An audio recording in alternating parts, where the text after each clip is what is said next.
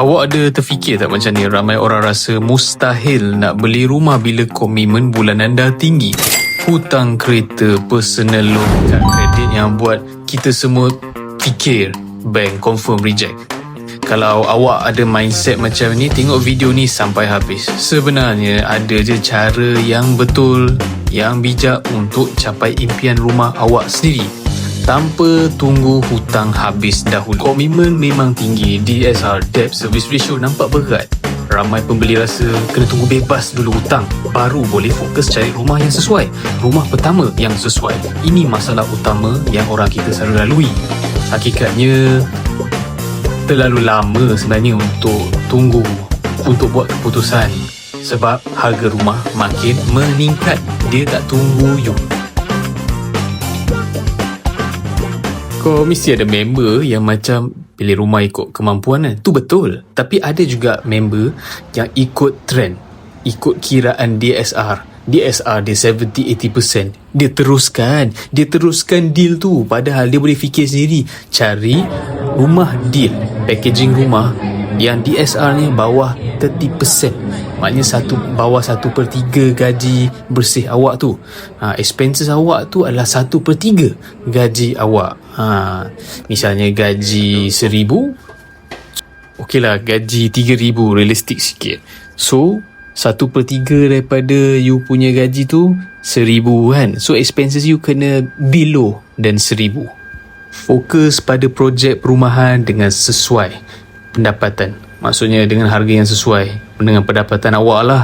Manfaatkan skim dan insentif kerajaan. Kalau dah ada rumah sanguku, rumah WIP, rumah yang bulanan dia bawah 1,000, ambil peluang itu. Contohnya pengecualian duty stamp, skim rumah pertama. Inilah yang kurangkan kos awal yang biasanya jadi penghalang. Cari projek yang ada dan cashback, rebate tinggi boleh kurangkan deposit, cashback boleh bantu tumpang kos renovasi awal. Fokus rumah yang ada potensi nak sewa. Ini plan B, backup plan in case you ada tukar kerja, pindah rumah, migrate di tempat lain, berhijrah ke negeri lain. Kita mana tahu kan plan you long term. Mungkin you punya kerja tu, punya bos dah letakkan you outstation tempat lain, negara lain, negeri lain contohnya.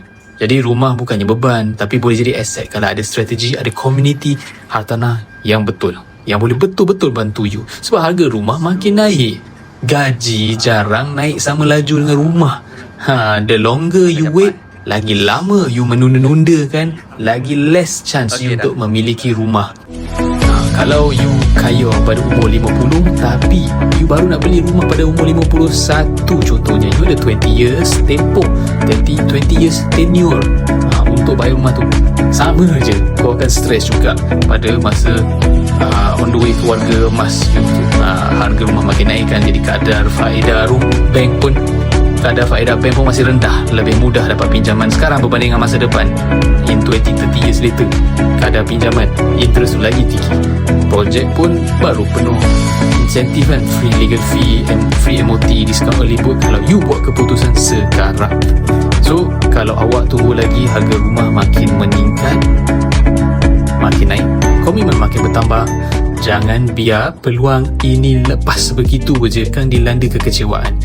So hubungi Danny Properties sekarang untuk kiraan percuma DSR dan saya akan tunjukkan, Danny akan show projek yang sesuai dengan komitmen anda, bukan sesuai dengan pendapatan, sesuai dengan komitmen. Ingat, rumah pertama bukan tentang besar atau mewah atau idaman sangat-sangat, tetapi mula melangkah sebelum terlambat. So Danny tahu komitmen sekarang meningkat. Mungkin awak ada blacklisted by bank, hutang, outstanding, tertunggak, semua banyak, efek si krisitos tadi yang aku cakap ni. So Danny nak buka peluang kepada korang untuk you boleh jana 500 ke 1,000 dengan referral satu buyer kepada tim Danny Properties. Kita akan bincang A to Z. Referral income ada sebab kami nak bantu awak bayar bil tertunggak, bayar komitmen bulanan, kereta, rumah terkini, bayar tertunggak-tunggak personal loan tu, tunggak-tunggak study loan dahulu, hutang dengan bank lain, hutang dengan member. Kami nak bantu you untuk memiliki rumah pertama.